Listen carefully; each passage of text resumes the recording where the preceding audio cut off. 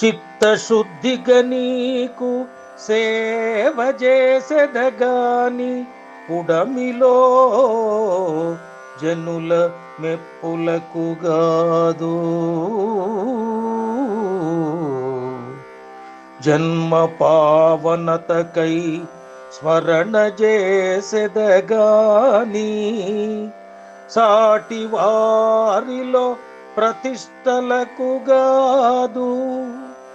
ముక్తి కోసము నేను మ్రొక్కి వేడెదగాని దండి భాగ్యము నిమిత్తంబుగాదు.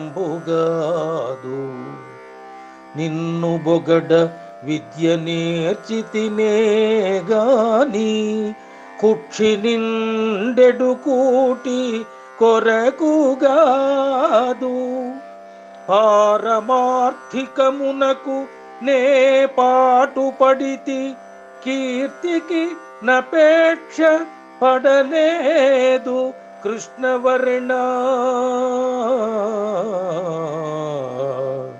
భూషణ వికాస శ్రీధర్మ పురనివాస దుష్ట సంహార నరసింహ దురిత దూర. ఆ ఆ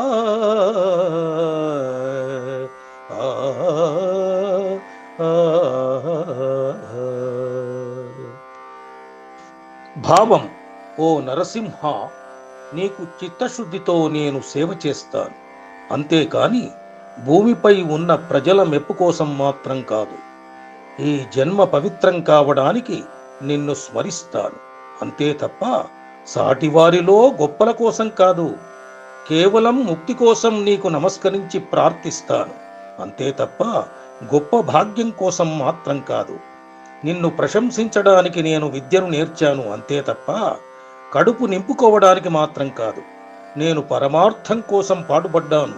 అంతే తప్ప ఏదో కీర్తి కావాలని కోరుకోలేదు అంటూ భక్తులు కోరుకోవాల్సిన కోరికల యొక్క అంతరార్థాన్ని స్పష్టం చేశాడు శేషప్ప.